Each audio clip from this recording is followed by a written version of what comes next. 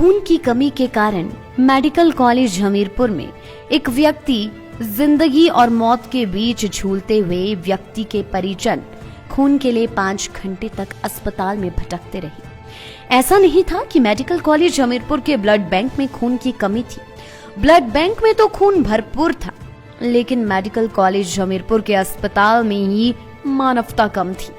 यही कारण रहा कि संसाधन उपलब्ध होने के बावजूद भी एक मरीज की जान बचाने के लिए उसके परिजनों को घंटों संघर्ष करना पड़ा। दरअसल जियालाल नाम के मरीज को मेडिकल कॉलेज हमीरपुर में एडमिट किया गया था। खून की कमी के कारण जियालाल की तबीयत खराब हो गई थी। डॉक्टर ने उन्हें एडमिट करते ही ब्लड चढ़ाए जाने की हिदायत दी, जिसके बाद मरीज को वार्ड में दाखिल कर दिया गया। इसके बाद जियालाल के दामाद रमन कुमार उनके लिए ब्लड का इंतजाम करने में लग गए।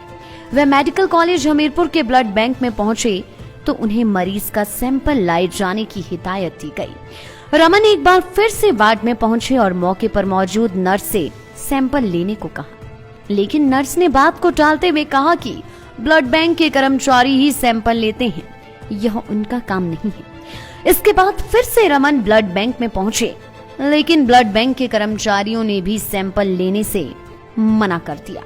परेशान होकर रमन डॉक्टर के पास पहुंचे और डॉक्टर ने तीमारदार रमन को नर्स को उनके पास लाने की हिदायत दी। डॉक्टर ने कहा कि सैंपल लेना मौके पर मौजूद नर्स का ही काम है। बावजूद इसके नर्स ने एक बार फिर सैंपल लेने से मना कर दिया। जब दोबारा रमन डॉक्टर के कमरे में पहुंचे तो डॉक्टर राउंड पर निकल गए थे। ब्लड बैंक के कर्मचारियों और नर्स की टाल मटोल के बीच परेशान होकर रमन ने मुख्यमंत्री हेल्पलाइन पर शिकायत की। इस बीच उन्हें मेडिकल कॉलेज हमीरपुर के चिकित्सा अधीक्षक डॉक्टर रमेश चौहान का नंबर मिला।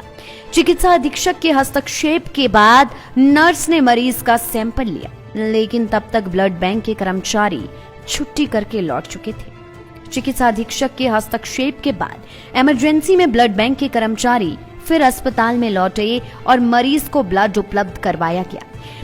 ऐसे में सवाल यह उठता है कि मेडिकल कॉलेज हमीरपुर में जब ब्लड भी मौजूद था और स्टाफ भी ड्यूटी पर था, तो एक मरीज जो कि जिंदगी और मौत के बीच झूल रहा था, उसको आखिर क्यों ब्लड के लिए 5 घंटे तक इंतजार करना पड़ा?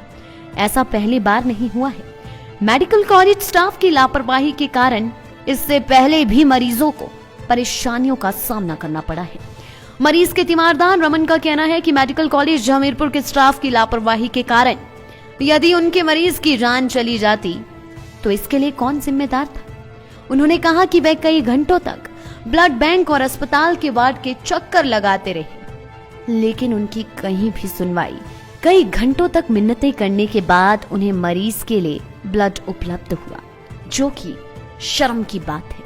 मैं रमन कुमार जी, मेरे फादर इन लॉ ससुर जी बीमार हैं, उनको ब्लड कम है, 3 पॉइंट कुछ बचा हुआ है उनमें ब्लड। तो हम भोटा गए, पहले भोटा वाला ने रेफ़र करा हमीरपुर के लिए, किनको ब्लड चढ़ना। मैं हमीरपुर आया तो हमीरपुर में डॉक्टर अनुराग जी ने उनको एडमिट कर लिया। एडमिट करते टाइम उन्होंने टेस्ट लिखे कि ये टेस्ट करवा लेना, उसके बाद ब्लड चढ़वाना। मैं कहती जी ठीक है। तो मैं गया तो टेस्ट करवाए, टेस्टों की रिपोर्ट आनी है, 2 टेस्ट की 3 घंटे बाद बोली, 1 टेस्ट की 5 दिन बाद बोली। मैं कही ठीक है। जब तक मैं आया तो सिस्टर कहती हैं कि इनके लिए ब्लड लेके आओ। मैं कही अभी लाना, बोलते हैं हाँ अभी ले आओ। उन्होंने मेरे को ये फॉर्म दिए, मैं फॉर्म दिखा देता हूँ। ये मेरे को फॉर्म दिए उन्होंने कि ये ब्लड बैंक वाले को दो और ले आओ। मैं गया जी ब्लड बैंक वाले के पास। ब्लड बैंक वाला बोलता है कि यहाँ पे डॉक्टर से लिखवा के लाओ और इशू करवा के लाओ कि इशू कर दी जाए। मैं गया जी, करवा लिया सारा। फिर ब्लड बैंक वाला ने मेरे को शीशी दी कि जी इस पर सैंपल भरवा के लाओ आप। मैं गया जी सिस्टर के पास। सिस्टर ने कहा जी कि आप ले जाओ और ये भी ले जाओ, ब्लड बैंक वालों को बोलो कि वो खुद ही लेंगे सैंपल। ब्लड बैंक वाला के पास गया, उन्होंने बोला कि ये हमारी ड्यूटी नहीं है, हम नहीं लेते, ये सिस्टर देगी या डॉक्टर बताएं किसने देंगे। मैं वापस गया सिस्टर के पास, सिस्टर ने फिर मना किया। मैं वापस गया डॉक्टर के पास, डॉक्टर जी पता नहीं कौन थे, मैं उनको जानता नहीं।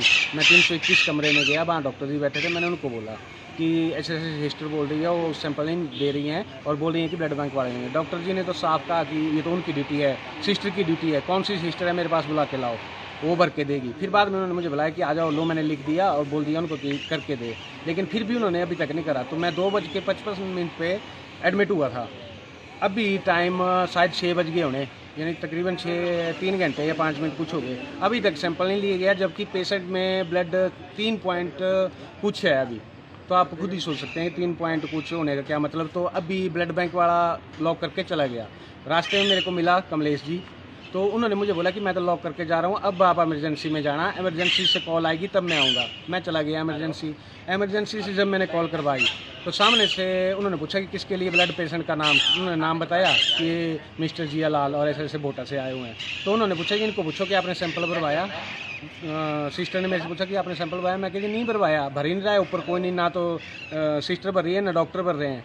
तो मैंने तो खुद भी अपने ऊपर भी लिया कि मेरे को सिरिंज दें, मैं खुद ही भर देता हूँ। अगर ऐसी बात है 3 ग्राम ब्लड जो है बहुत कम होता है और आज नहीं मिला तो कल के लिए पता नहीं क्या होना है, पेशेंट बचे ना बचे। लेकिन इनके लिए कुछ भी मायने नहीं रखता, आए दिन पेशेंट के साथ ऐसा ही हो रहा है यहाँ पे।